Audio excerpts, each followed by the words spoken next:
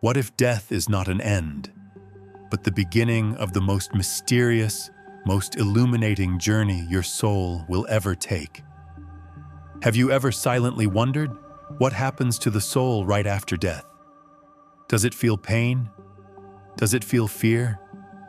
Can it see the people it left behind? Where does it go that night? The night the body becomes still?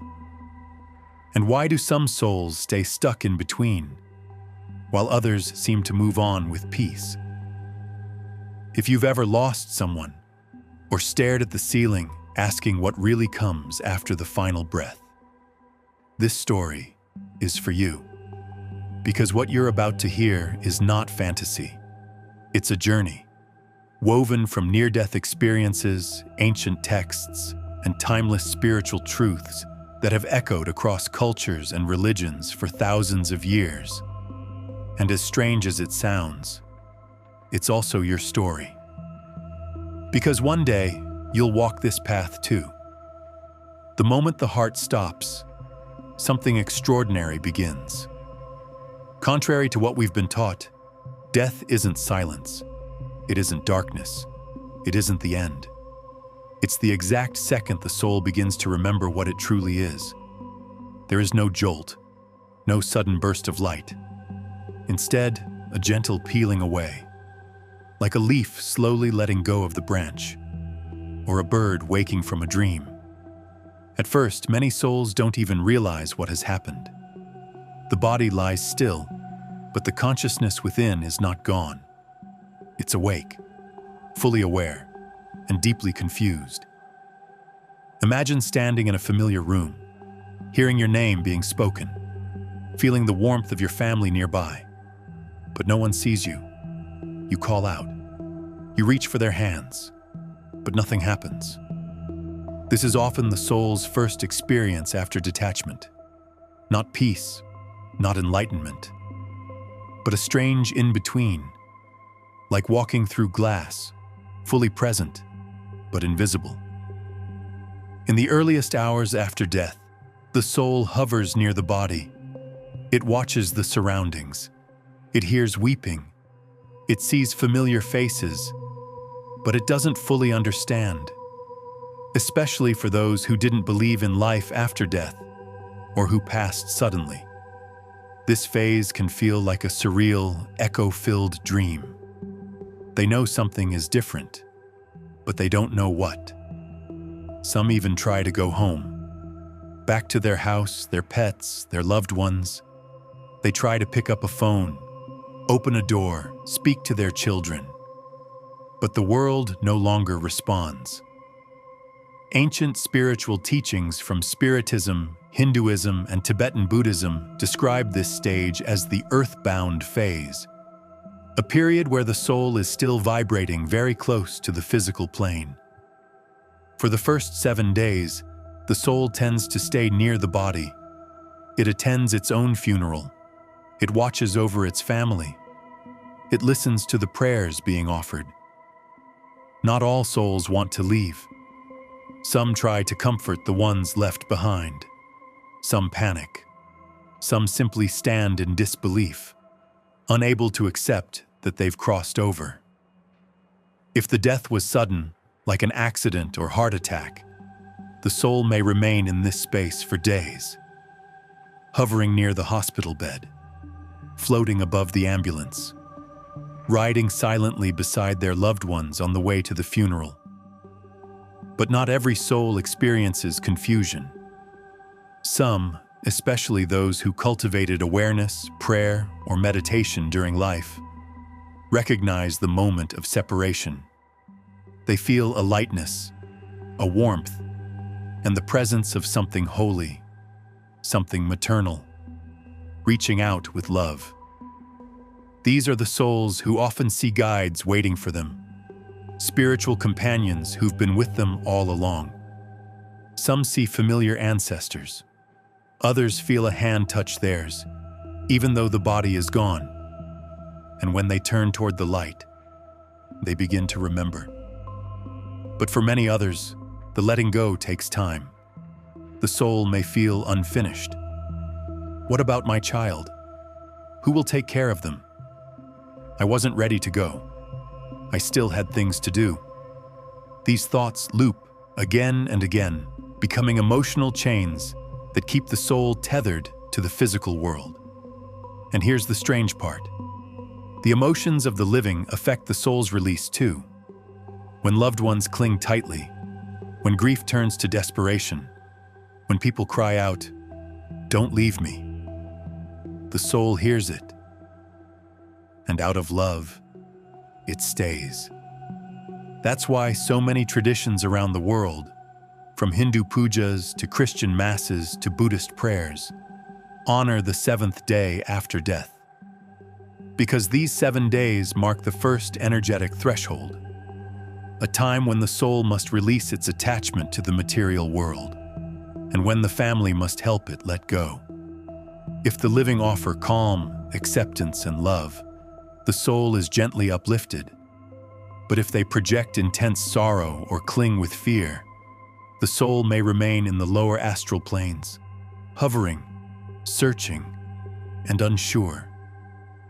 This is why your energy matters, even after someone has passed. Your thoughts become currents, your love becomes light, and your prayers become wings. By the end of the first week, something begins to shift. The soul starts to feel the pull of something beyond. A soft vibration, like a song in the distance. It may see a tunnel, or a silver blue gate, or a misty corridor lit by memories and emotion. This isn't heaven yet. It's not reincarnation either. It's the next stage, the passage between worlds, a place the soul must enter if it is to heal, to reflect, and to evolve. But before that doorway opens, the soul must come to terms with one thing. It's gone. The life it knew has ended. The name, the house, the role, the body, all of it has been left behind. What remains is consciousness, pure, aware, and eternal. And now, its journey inward truly begins. The moment the soul accepts its death, something profound begins to unfold. Not outside, but within. This is the beginning of the life review, a phase that feels less like watching a movie of your life and more like reliving it from every angle all at once. You don't just see what you did, you feel it. You feel how your words landed in someone else's chest.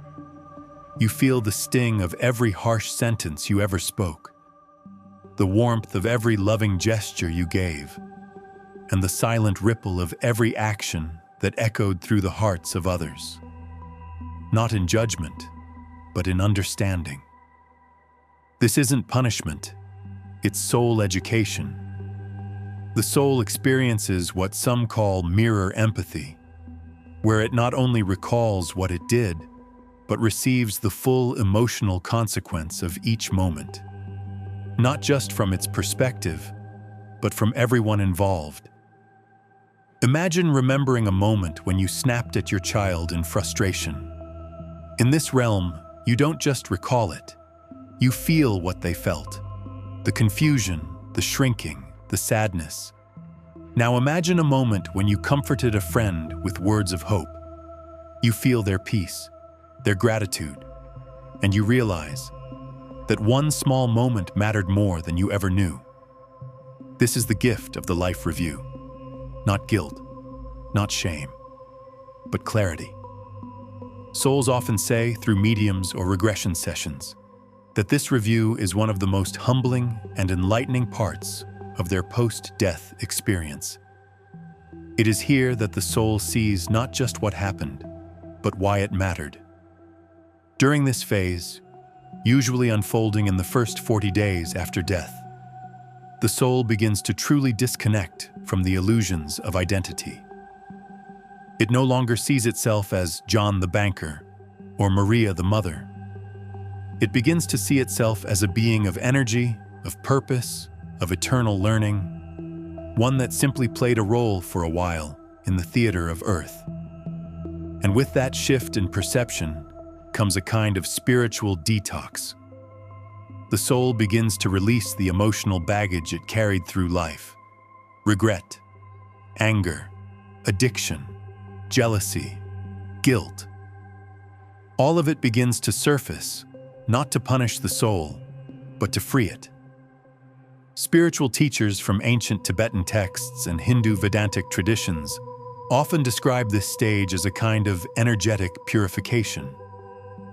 The soul enters what some call the subtle healing chambers, not physical rooms, but vibrational spaces where advanced spiritual beings assist in restoration. Some souls sleep for what seems like days or even weeks, a deep spiritual sleep that isn't unconscious, but regenerative. Others engage with guides and mentors, beings of light, often familiar in feeling, but not in form. These beings don't speak in words. They communicate in emotion, a kind of direct knowing, where love is felt, not spoken. It's in these early weeks that the soul also begins to recognize patterns. It starts to understand why it chose that family, why that particular heartbreak happened, why certain lessons kept repeating lifetime after lifetime. And the soul begins to see that what once looked like chaos was often the path of highest growth. Pain was not random. Loss was not a punishment. Even betrayal, in hindsight, was a teacher wearing a mask. From this elevated vantage point, the soul sees how every thread of its life was part of a grander weaving. Some threads tangled, some torn, but all essential to the design. It is also during this phase that the soul may visit loved ones in dreams. These are not ordinary dreams. They're soul-to-soul encounters, brief crossings of dimensions when the veil is thin. To the living, it may feel like a vivid dream. You were standing there. You looked younger. You said something and smiled. But to the soul, it's a moment of offering peace. Not every soul can do this. Not every soul is allowed. But for those ready, and for those who've been received with enough emotional permission, these visits can be healing for both sides. And if you've ever awakened from a dream like this with tears in your eyes and a sudden sense of calm, you didn't imagine it. Your soul met theirs. Around the 40th day, a final shift occurs. This is a threshold recognized in many traditions, Christianity, Buddhism, Hinduism, as a spiritual milestone, not because the soul forgets its life, but because it stops clinging to it. The emotional cords to the physical world begin to loosen. Not the cords of love, those remain eternal, but the cords of attachment, to property, to roles, to old identities. It is said that the soul at this point becomes lighter, literally vibrating at a higher frequency. This allows it to rise into the next vibrational plane, where deeper integration can occur. But this rise is not guaranteed. If the soul is still tied to heavy emotional anchors, rage, addiction, fear, it may remain caught in lower planes for much longer. That's why rituals of peace, remembrance, and prayer during these 40 days matter. They don't just comfort the living, they support the soul's ascent. And somewhere during this phase, often without warning, the soul feels a shift, a stillness, a peace, an internal whisper that says, "You can go now." And it moves forward, not into a place, but into a new state of being. One where time, form, and space no longer behave the way we remember. The soul is no longer looking backward, it's looking inward and forward, toward what's next. As the soul drifts deeper into the afterlife, time begins to lose its meaning. It no longer experiences hours or days in a linear way.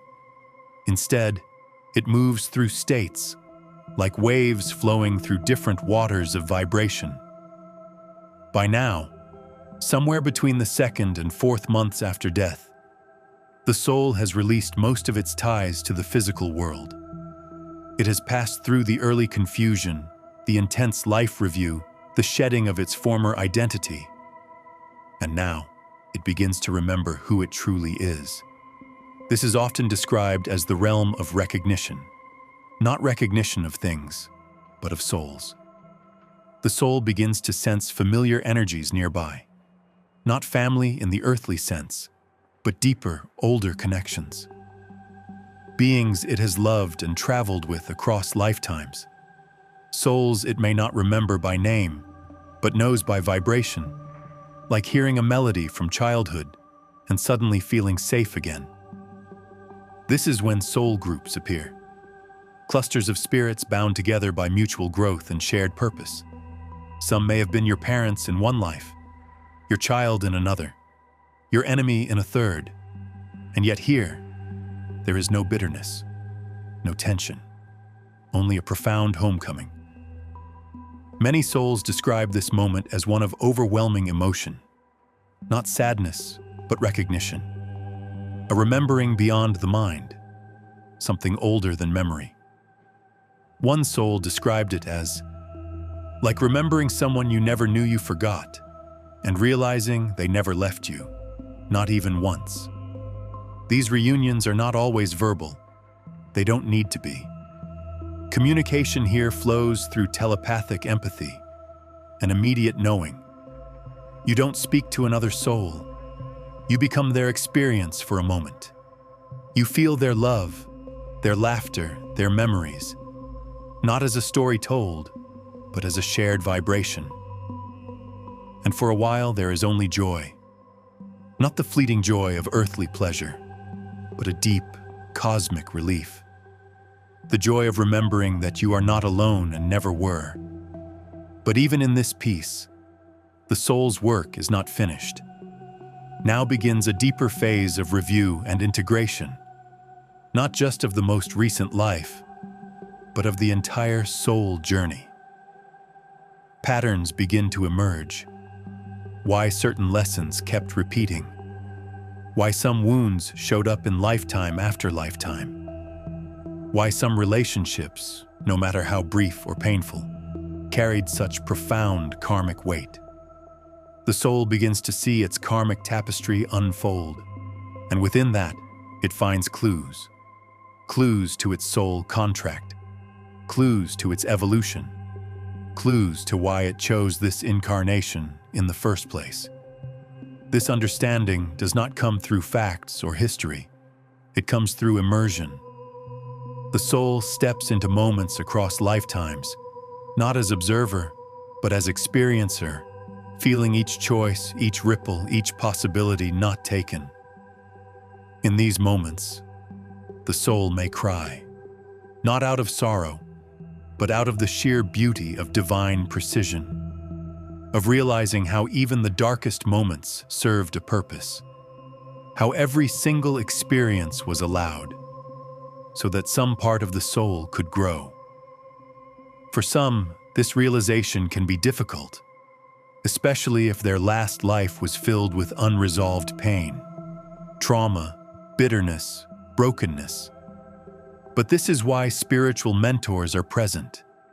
These are advanced souls who guide the newly transitioned with compassion and clarity. They don't correct, they don't scold, they gently reveal. They help the soul understand. You did not fail. You evolved. Even pain, when seen from the soul's eye, becomes teacher. Even loss becomes gift. During this time, many souls undergo what could only be called spiritual education. But this isn't like human schooling. There are no books, no tests. Instead, the soul is exposed to living knowledge, direct downloads of wisdom from other advanced beings, sometimes received in environments that resemble temples of light, energy libraries, or geometric landscapes of consciousness. Every culture has hinted at these places, from the Akashic records of mystic traditions, to the celestial halls of Egyptian lore, to the libraries of heaven described in modern NDEs. And what the soul learns here changes everything. The soul doesn't just gain knowledge, it transforms into what it understands. It doesn't learn compassion, it becomes compassion. It doesn't study forgiveness, it embodies forgiveness. This is the heart of integration, when the knowledge of the journey begins to reform the essence of the soul itself, and slowly, the wounds dissolve, the masks fall away, and what's left is light. But light doesn't mean perfection. Even at this stage, the soul may still wrestle with echoes, regrets, attachments, identities it's reluctant to shed. This is where healing sanctuaries come in. Spaces designed not for the perfect, but for the tender-hearted. Souls still soft from the heat of earthly experience, still learning how to be whole again. And in these spaces, the soul is held. Not fixed, not changed, just held, until it's ready to rise again. As the soul continues its journey through the unseen, the months pass, not as hours on a clock, but as stages of becoming. Somewhere between the 5th and 8th months after death, the soul enters a phase that mystic traditions call the period of integration. Here, the work of the soul shifts from receiving understanding to becoming understanding. What was once external truth is now absorbed into its being. It doesn't study wisdom, it vibrates with it. The soul begins to live what it has learned, not through memory, but through energy. And in this vibrational phase, something extraordinary unfolds. The soul starts to perceive its soul blueprint. What is the soul blueprint? It is the higher architecture, the map that reveals why you came into this life, what you meant to learn, who you were meant to meet, and how every heartbreak, detour, and delay was part of a precise, divine equation. At this level, the soul doesn't just see its last incarnation in isolation. It begins to view it within the grand timeline of many lives. Lifetimes where it was the student, others where it was the oppressor, some filled with love, others with regret, but all of them threads in a single sacred pattern. It begins to understand how one life led to another, how a wound from 600 years ago shaped a fear in the most recent body, how an act of love 5 incarnations back opened a doorway that's still blooming. In this expansive awareness, the soul begins to see karma not as punishment, but as balance, not as cosmic revenge, but as a sacred mechanism of return and healing. Every action, every thought, every intention ripples outward, then inward, then outward again. It's all part of a divine rhythm, not to punish the soul, but to align it. And the more the soul understands this, the more it begins to surrender with peace. This stage is also when the soul may begin to serve, not by force, not by obligation, but by natural progression. Souls in this phase often feel drawn to contribute to the journeys of others, especially those still on earth. Some offer energy to the grieving, gently soothing the hearts of family and friends. Others become guides in training, watching over the newly departed, helping them navigate confusion, just as they were helped in their own early stages. This is the mysterious moment when the student becomes the healer. Not because the soul is perfect, but because it has grown through experience, pain, forgiveness, compassion. The same way a candle lights another without losing its flame. These souls light the way for others. Many traditions describe this period as the time when the soul also begins to recognize its soul specialty. Some were born to heal, others to teach, some to lead with wisdom, others to love through quiet presence. These are not careers or earthly talents. They are vibrational callings, qualities the soul has cultivated over dozens of lifetimes. And in this higher realm, the soul begins to remember them all. It recalls lifetimes of holding the hands of the dying, or guiding children toward light, or offering silent strength in moments of human despair. And slowly, these soul gifts rise to the surface again. This is when the soul begins to sense choice returning. A quiet, sacred question begins to form. What now? Where does the soul go next? Does it return to Earth? Does it ascend to another plane of service?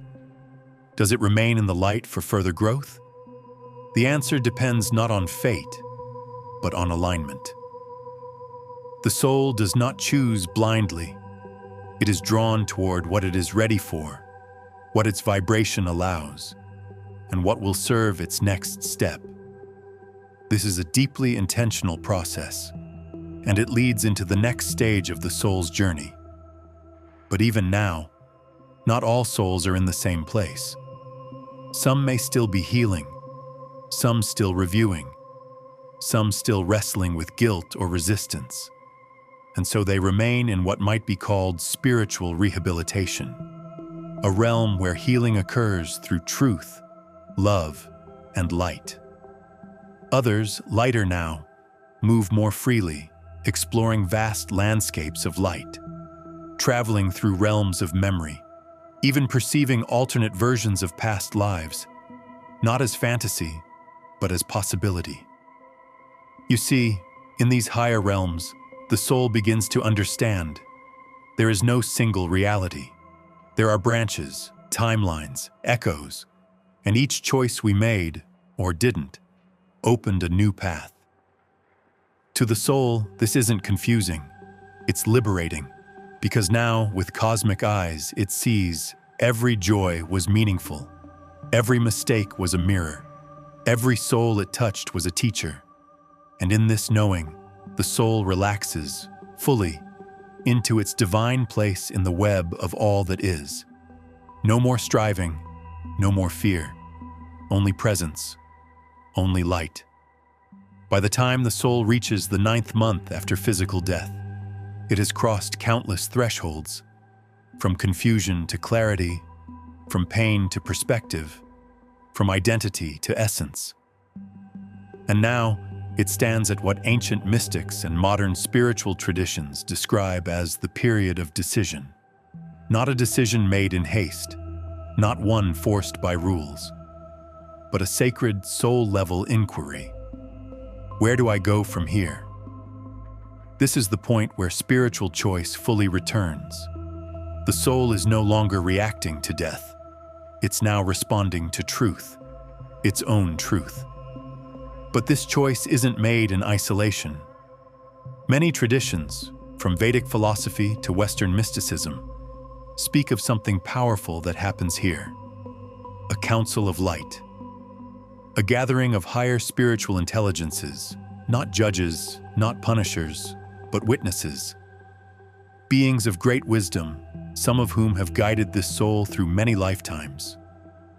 Together, they hold space as the soul reviews everything it has integrated so far. The lessons, the imbalances, the contracts fulfilled, and those still unfolding. This council doesn't command. They illuminate. And within that illumination, the soul sees clearly what it is ready for and what it is not. Some souls choose to reincarnate, not as punishment, not as a reset, but as a conscious decision to refine, experience, balance, and serve. But this time, the planning is done with profound intention. Nothing is random.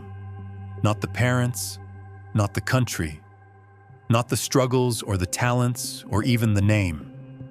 Each is selected with care, like choosing precise ingredients for a sacred recipe. Why a life of poverty? Why a body with illness? Why loneliness? Because within those conditions lie specific spiritual opportunities. Opportunities the soul knows it needs in order to grow in the exact ways it's ready for. And the soul does not plan alone. It gathers again with soul group members, other spirits it has traveled with across time. Some may agree to return together, a future son, a mother, even an adversary. These aren't random characters. They're contracted catalysts, each agreeing to meet again, to trigger growth, to repay karma, to teach, to love, to forgive. Some contracts are full of joy, others are steeped in challenge, but all are chosen with eyes wide open. For souls who do not return to Earth immediately, another path emerges, one of spiritual service and continued elevation. These are the souls who choose to remain in the higher realms, not to escape, but to contribute.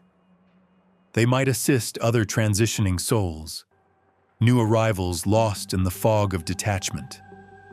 They might radiate healing energy to Earth, to places struck by war, grief, or devastation. Some become inspirational presences, planting seeds of insight in human minds. That sudden clarity you had in a dream, the gentle whisper that guided you away from harm, the creative burst that arrived out of nowhere. Sometimes these are gifts from the souls who remain, watching, offering, serving. This phase is also when many souls begin to fully embody their soul specialty, not as potential, but as power. Healing, teaching, creation, protection. Whatever frequency the soul has mastered over lifetimes now becomes its signature, its soul scent, its color, its resonance. Some become keepers of knowledge in the Akashic fields. Others assist in the orchestration of soul reincarnation for lower realms. Some take roles in what mystics call dimensional guardianship, overseeing transitions between vibrational layers. And through it all, there is peace. A vast, expansive peace that has no opposite. Because the soul is no longer reacting to the memory of Earth. It has absorbed it and transcended it. But this doesn't mean the soul forgets. In fact, now it remembers more than ever. It sees how each life was like a bead on a string, each shaped by free will, each colored by love or fear, each necessary. It no longer grieves its losses. It honors them. It no longer identifies with its mistakes. It blesses them. And in that surrender, the soul rises into a deeper state of resonance, one that the ancients simply called divine alignment, a state of being where everything belongs. This is also when the soul, now stabilized in its light, may begin to prepare for one final step in the first year, the release of attachment, not from love, but from identity. It must let go of the last threads that bind it to the belief that it is still who it once was. The name, the body, the story, the trauma, even the beautiful parts. Not to forget them, but to become something larger than them. To remember, I am not what happened. I am what I've become because of it. And as the 12th month nears, the soul begins to feel it. A new dawn rising, not of earth, not of form, but of what comes after awakening. What that is, we'll explore next. As the soul approaches the close of its first year beyond the veil, something quietly sacred unfolds, a subtle yet powerful letting go, not of memory, not of love, but of the last remaining threads of identity. You see, up until now, the soul has still carried echoes of its former self, the name it once answered to, the story it clung to, the roles it believed were permanent. But now, those attachments begin to dissolve, not because they were wrong, but because they were temporary costumes worn by something eternal. And just as a snake sheds old skin, the soul now surrenders what no longer serves its expansion. This is the time spiritual traditions call the final purification. But let's be clear, this is not punishment. This is not judgment. This is a healing of vibration, a deep harmonizing where any lingering patterns of guilt, pride, fear, or illusion are lovingly untangled and released. Some souls may need help here, and so spiritual healers, advanced beings of light, step forward. They do not erase, they do not lecture. They hold the soul in fields of resonance so high, so luminous, that what is false simply cannot remain. In this stage, many souls enter a kind of soul sleep, not unconsciousness, but an inward turning. Imagine floating weightless in a sea of divine stillness, where every breath is healing and every moment is a return to the center. Here, the soul stops doing, stops reaching, and simply rests in its own being. And in that rest, it finds something it never knew it was missing: wholeness. Not earned, not achieved, but remembered. Because the truth is, the soul was never broken. It only forgot. Some souls emerge from this phase with a new kind of clarity, not mental, but vibrational. They begin to sense multiple realities at once: earth, spirit, memory, possibility, all interwoven, all existing simultaneously. And in this multidimensional awareness, the soul learns a deeper form of love. A love that does not cling, does not demand, does not possess. It simply is. It flows outward like light through stained glass, touching everything, needing nothing in return.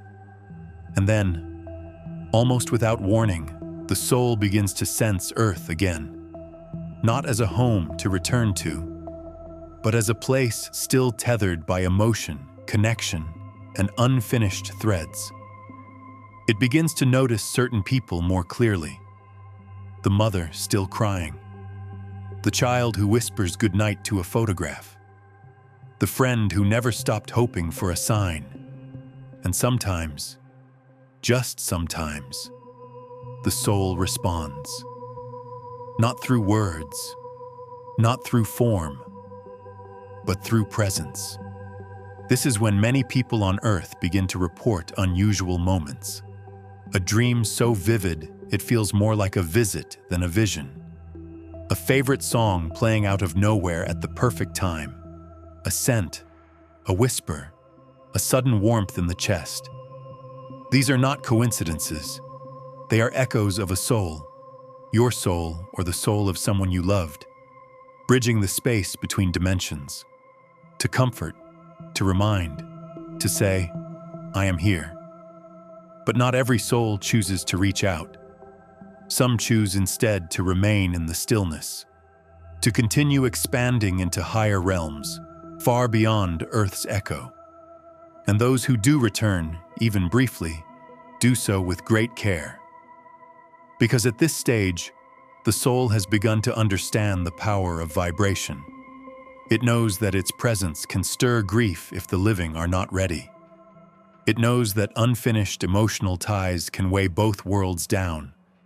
So it visits gently, quietly, in the in-between places, dreams, synchronicities, memory, and always with love. During these final months, the soul also becomes aware of a deeper universal rhythm. Everything is cyclical. Everything that ends begins. Everything that was lost transforms. Even grief becomes a bridge. Even silence carries a message. And the soul no longer fears what lies ahead, because it now knows there is no ahead. There is only unfolding, one layer after another, one form after another, all returning to the same source. And as the first death anniversary approaches, a profound energy shift occurs, both for the soul and the ones it left behind. Many cultures recognize this moment, not as a ritual of mourning, but as a celebration of continuation. Because by now, the soul has reached a place of such peace, such expansion, that it is no longer defined by its departure. It has become something else entirely, Not a spirit watching from the beyond, but a frequency woven into the fabric of existence itself. And those who are sensitive can feel it. A sudden stillness, a quiet knowing, a breath of light between heartbeats. The soul is not gone. It has simply evolved. And what lies beyond this first year, beyond the memory, beyond the mirror, beyond even the light, is a mystery greater than death itself. But make no mistake, the soul, your soul, will never be lost. It only goes forward, always home. In the subtle realms beyond time, the soul no longer counts days. But here on Earth, 12 months have passed. A year since the final breath. A year since the last touch. A year since someone whispered goodbye, not knowing it was the last. And yet, something lingers. A presence, a knowing, an invisible hand still brushing against your spirit when you least expect it. This is not your imagination. It's the soul, no longer hovering, no longer lost, but integrated, fully, not as a ghost, but as a field of consciousness. You see, in these final weeks of the soul's first year, everything reaches completion. Not a conclusion, not a fading, but a spiritual harvest. The culmination of all that was gained, remembered, shed, and understood since the moment of death. This stage is not marked by light or grand revelations. It is marked by silence, a vast, calm silence that holds everything in sacred stillness. There is no more struggle, no more identity to cling to, no need to reach backward. The soul has finally stopped trying to be someone. It simply is. It exists in a state of such profound harmony that its vibration becomes nearly indistinguishable from the greater consciousness that holds all things. This is what ancient mystics called divine belonging, when the drop remembers it was never separate from the ocean. Not metaphorically, literally. Many souls at this stage describe a sensation of becoming transparent, not invisible but egoless. They are still aware, still present, still themselves, but without heaviness, without narrative, without resistance. The past is no longer something to resolve. It has been alchemized, turned from memory into wisdom, and the future is not something to fear, because the soul now knows. Everything it needs will unfold exactly as it must. There is no anxiety where trust has taken root. And yet, there is still one final choice to be made. A quiet, cosmic invitation arrives. It does not come with pressure. It is not an ultimatum. It is a soft question whispered from the core of being. Will you return, or will you rise further? Some souls feel ready to incarnate again, not from duty, but from deep knowing. They see a new opportunity, a particular family line that needs healing, a collective wound that mirrors a lesson they've mastered, a soul they promised to meet again. And so they begin preparing, not impulsively, but reverently, planning a life not for survival, but for service.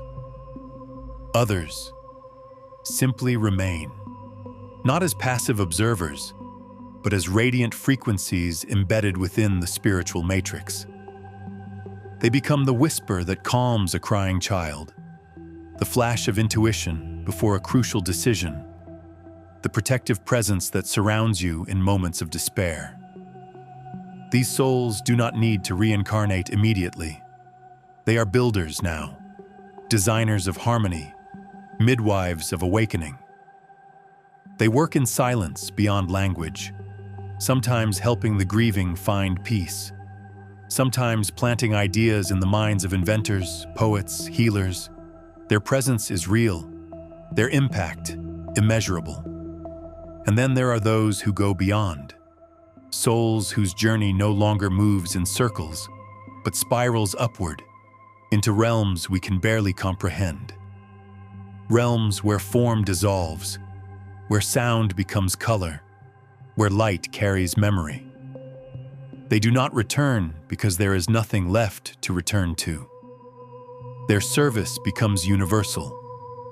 Their consciousness merges with the divine intention itself, not as a loss of individuality, but as the fulfillment of it. They become what some scriptures call guides, others call angels, and some simply describe as the voice behind the stars. But even for these exalted souls, the link to their earthly journey is never broken. They remember. They carry it. Because every act of courage, every failure, every tear was part of the sacred climb. Even the smallest moments mattered. The way they comforted a friend, the time they held space for someone else's healing, the nights they wept in silence but kept going anyway. It all counted. And now, as their soul breathes across galaxies, those memories remain as sacred imprints of growth.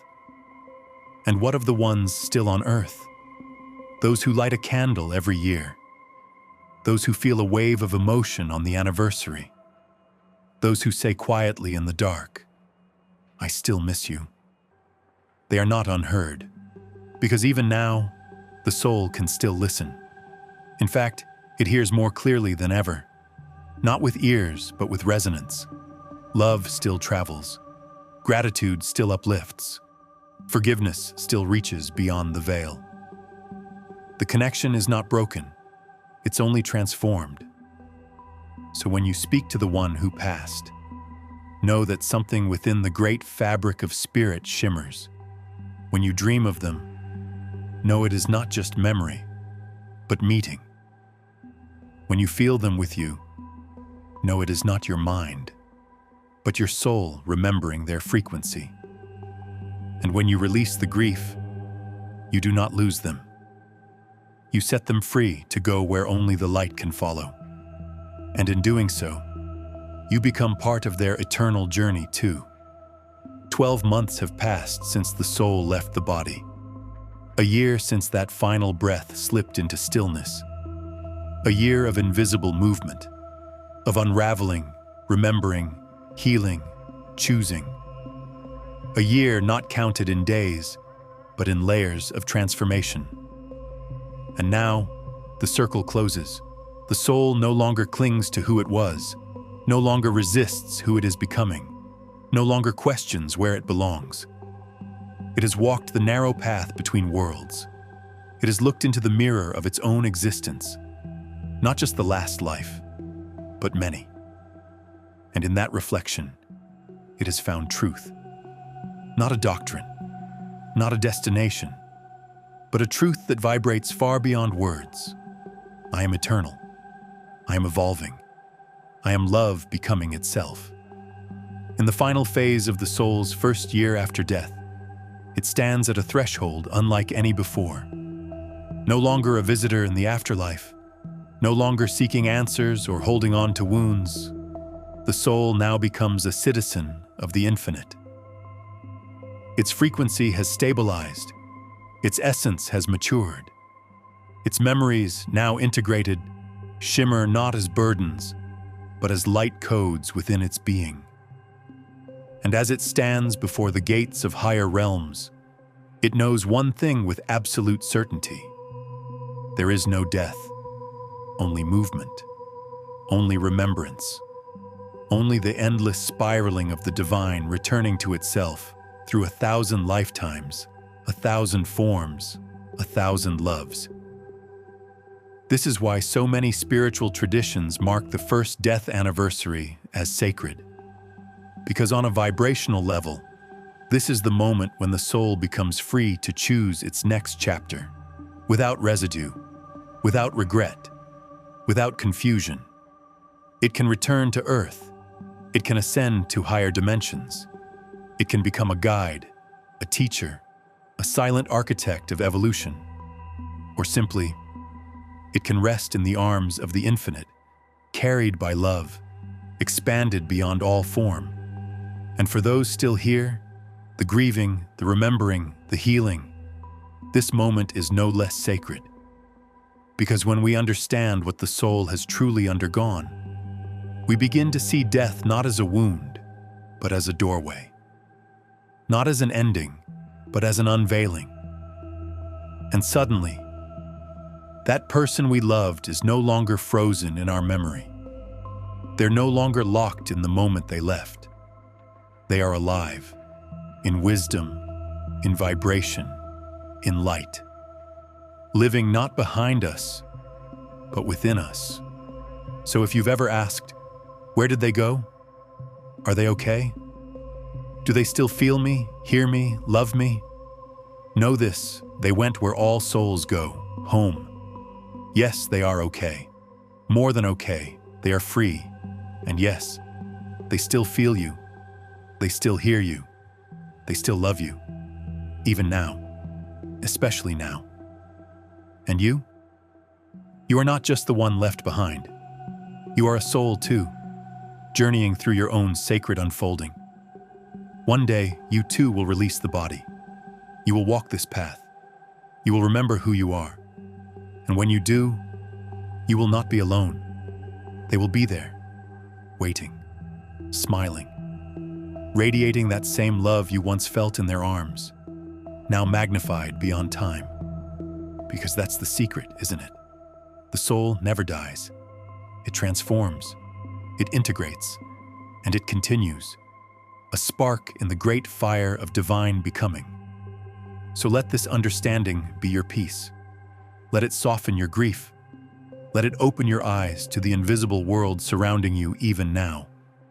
And if this journey touched something deep inside you, something you can't quite explain, then maybe, just maybe, you were never meant to forget. You were meant to remember. Because remembering is how we awaken. And awakening is how we find our way home. If your soul resonated with this journey, leave a light in the comments below. Not for us, but for those who are still finding their way. Let them know they are not alone. Subscribe to Arcane Decode, and together, let us keep remembering.